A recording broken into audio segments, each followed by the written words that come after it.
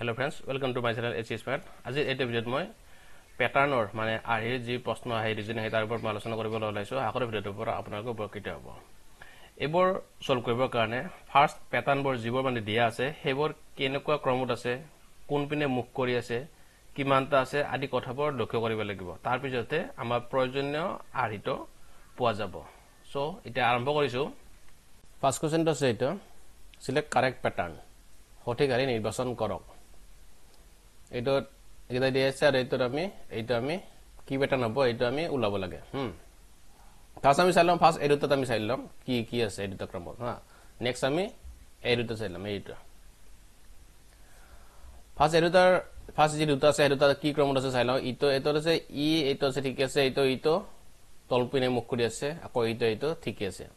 আৰু যেটো সেকেন্ডত কি হৈছে তিনিটা তলপিনে মুখ কৰি আছে, মানে কি এইটো যদি তলপিনে থাকে এইটো আমি গম পালো যে এইটো তলমুখ হৈ থাকিব লাগিব। আকৌ এইটো ঠিক আছে, এইটো কি আছে ওপৰমুখ আছে, আৰু এইটো ঠিক আছে। গতিকে ইয়াতো কি হ'ব লাগিব, যেটো আমি ফার্স্ট দুটা পাইছো এই দুটাৰ মতে এইটো মাজৰ ইটো যদি ওপৰমুখ হৈ থাকে তেনেহলে এই তিনিটা কি হ'ব লাগিব ওপৰমুখ হৈ থাকিব লাগিব শেষৰটোত, হয়নে? এইটো ওপৰমুখ হৈ থাকিব লাগিব, মানে এইটো হ'ব এনেকৈ, হয়নে? কোনটো আছে এইটো আছে থ্ৰীটোত, এটা কোনটো আছে শুদ্ধ উত্তৰ, এটা আছে অপশন সি আছে শুদ্ধ উত্তৰ। নেক্সট কোৱেশ্চনটো আছে সিলেক্ট কাৰেক্ট প্যাটাৰ্ণ। সঠিক আৰি নিৰ্বাচন কৰিব লাগে। তাৰে 3 নম্বৰত কি হ'ব আমি চাব লাগিব। চাব এটা কি দি আছে, এটা তিনিটা প্ৰথম বৃত্ত দিয়া আছে, এইটো তিনিটা ত্ৰিভুজ দিয়া আছে। গতিকে ইয়াতো কেইটা হ'ব, তিনিটা হ'ব ইয়াতো, হয়নে? তিনিটা ইয়াতে কি হ'ব, তিনিটা বৰ্গ হ'ব।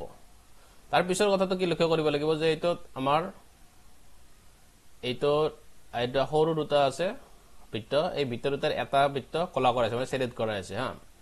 এইটো আকৌ কি আছে, এইটো আছে প্ৰথমটোত আছে ৰাইট হ্যান্ড সাইডত, নেক্সটত কি আছে ত্ৰিভুজ তিনিটাৰ এটা লেফট হ্যান্ড সাইডত যেটো আছে সেইটো আছে কলা কৰা আছে। গতিকে এইটোত কি হ'ব, 3 নম্বৰটো ৰাইট হ্যান্ড সাইডত যেটো থাকিব এইটো কলা হৈ থাকিব, হয়নে?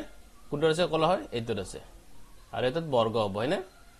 এইটো আছে শুদ্ধ উত্তৰ। গতিকে অপশন বি টো আছে শুদ্ধ উত্তৰ। Select correct pattern. সঠিক নিৰ্বাচন কৰক। ইয়াতে আমি 3 নম্বৰটো এইটো শেষৰটোত 3 নম্বৰটো কি আছে আমি সেইটো ওলাব লাগে। ফাৰ্স্ট লক্ষ্য কৰিব যে প্ৰথম এইটো আমি লিখিম কেনেকুৱা ক্ৰমত আছে। এটা কি আছে, প্ৰথম এটা ত্ৰিভুজ আছে, শেষত এটা ত্ৰিভুজ আছে 3 নম্বৰটোত, হয়? আৰু এটা মাজৰ এটা কি আছে, মাজৰ এটা বৰ্গ আছে। 2 নম্বৰটো কি আছে, এইটো সাইডত দুটাত বৰ্গ আছে আৰু এইটোত এটা বৃত্ত আছে। গতিকে প্ৰথম এইটোত আৰু এইটোত যদি আমি লক্ষ্য কৰো কি পাম আমি, মাজৰ যেটো বৰ্গটো আছে ইয়াতো আছে এটা বৰ্গ, ইয়াতে দুটা বৰ্গ আছে আৰু মাজত এটা বৃত্ত আছে, হয়নে? এতিয়া এই বৃত্তটো ইয়াতে সাইডত দুপিনে আহি গৈছে 3 নম্বৰটোত, আৰু মাজত এটা কি দিছে ৰম্বাস দিছে। এটা 4 নম্বৰটো আমি লক্ষ্য কৰিম যে কি এইটোত এটা ৰম্বাস আছে, হয়? এটা আয়ত এটা আছে, গতিকে ইয়াতো কি হ'ব, এটা ৰম্বাস হ'ব, যেটা আগৰ তিনিটাৰ মতে অৰিয়েণ্টাছ দি চাও তেতিয়াহলে এইটোতো এটা কি হ'ব, ৰম্বাস হ'ব। গতিকে এইটো আছে 1 নম্বৰত আছে ৰম্বাস। সো শুদ্ধ উত্তৰ অপশন এ।